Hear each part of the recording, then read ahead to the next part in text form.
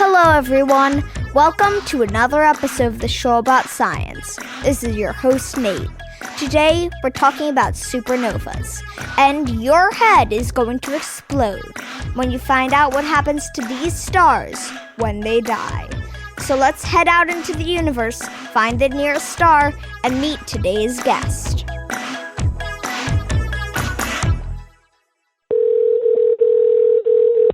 Hey, this is Sarafina. Hi, this is Nate. Hey, Nate. Hi. How are you? I'm good. Welcome to the show about science. Thank you so much for having me. I'm excited to be here. So, should we just start it? Let's do it. All right. So, could you tell our listeners a little bit about yourself? Absolutely. Thank you so much for having me. My name is Sarafina Nance, and I am a PhD student at UC Berkeley, and I study astronomy and astrophysics, and I focus on the deaths of stars, mainly on supernovae, which are exploding stars. And how did you get interested in astronomy? Well, I would stargaze with my dad almost every night as a kid, and I just felt how small we are compared to everything up there. And I really fell in love with the night sky. I loved stargazing, and ever since I was 6 years old, I knew that I wanted to do astronomy for the rest of my life.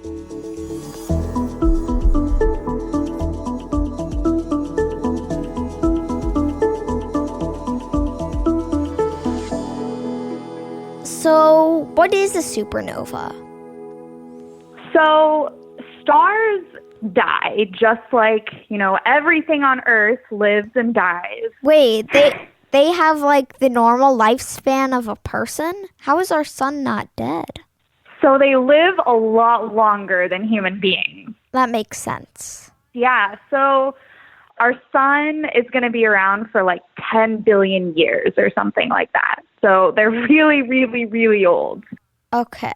But whenever they sort of reach the ends of their lives, depending on how big they are, they can actually sort of fizzle out, which is what our sun is going to do. Oh. Or they can expand and explode as supernova. So, what causes a supernova? That's a great question. So, you know how our sun emits sunlight, right? You go outside and you can get burnt by the light rays that our sun is emitting. You with me so far? Yes. Okay, so the thing that produces that sunlight is actually deep inside the core of the star. And that process that produces light is called nuclear fusion, which is a really fancy term that sounds scary, but it's basically just atoms ramming together. So think of things like hydrogen ramming together to make heavier and heavier elements.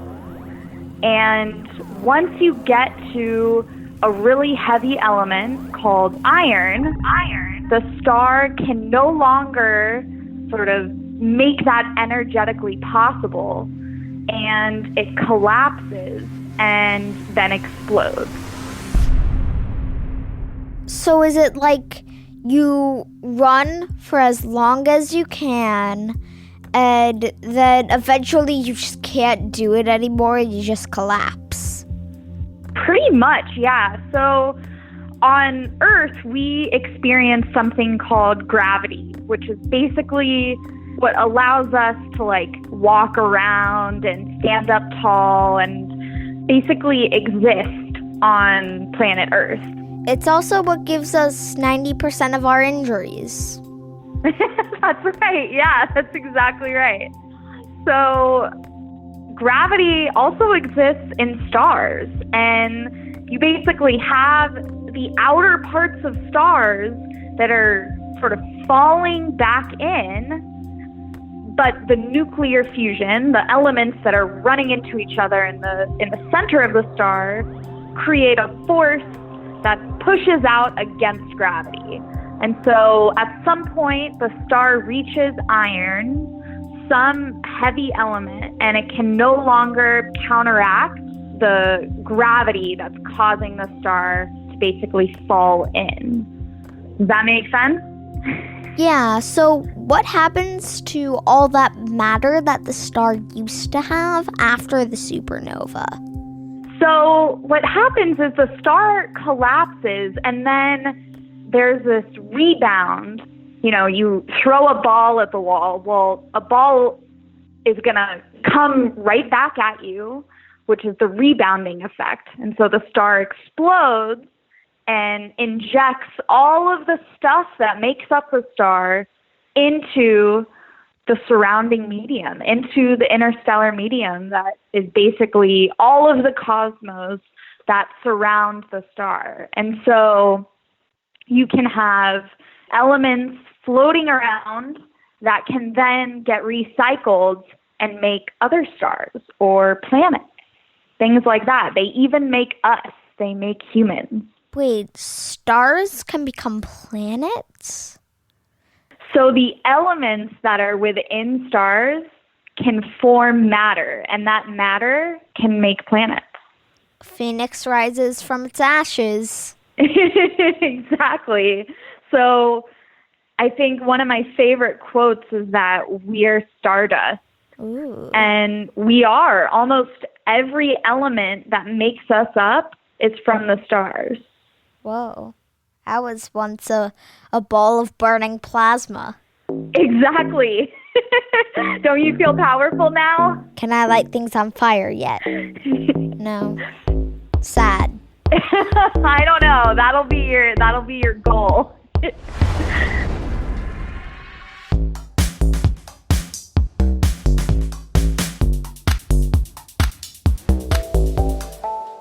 So, are there any stars near us that could go supernova in like the next couple thousand years? Yeah, that's a great question. So we live in the Milky Way galaxy, which is made up of hundreds of millions of stars.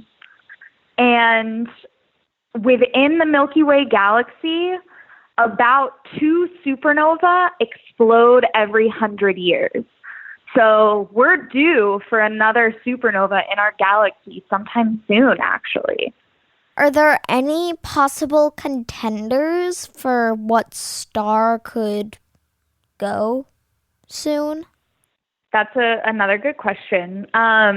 We have a couple of sort of ideas, but basically the job of an astronomer is to monitor the entire night sky to try to see which dots of light vanish. And those dots of light that vanish are stars that may have exploded as supernova. Whoa. So we're constantly monitoring the night sky, looking to see if we see disappearing light points. That's cool. It is cool. And in our Milky Way, a star explodes every 50 years or so, 2 stars every 100 years. But in the entire universe, a star explodes every single second. So they're very common. Whoa. 1, 2, 3. You're causing stars to explode. So I think that black holes emerge after some stars explode. Is that right? Yeah, you're close. So let's say a star explodes. Depending on how big that star is, it can either create what's called a neutron star, which is basically a really, really, really dense, small core of a star, or it can collapse entirely and create a black hole. So a black hole is the entire mass of a star that has collapsed into one single point.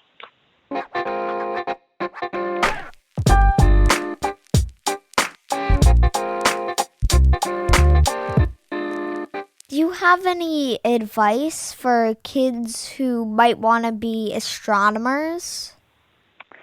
Well, I think look at the night sky as much as you can and stay passionate, learn about as many things as possible. And I think my favorite thing as a kid was to draw out the constellations in the night sky, try to think about where we are in the scope of the universe and what else is out there, and read as much as you can and stay excited, stay passionate. And if anyone wants to learn about your work, where can they go? So I am on Instagram, Twitter, and YouTube at StarStrickenSF. Thank you, Sarafina, for being on the show today. Thank you so much, Nate. There you have it, folks. The show about science is complete. Music on today's episode comes from Sounds Like an Earful and Epidemic Sound. And our theme song was written by Jeff, Dan, and Teresa Brooks. Okay, Dad, you can shut the recording off.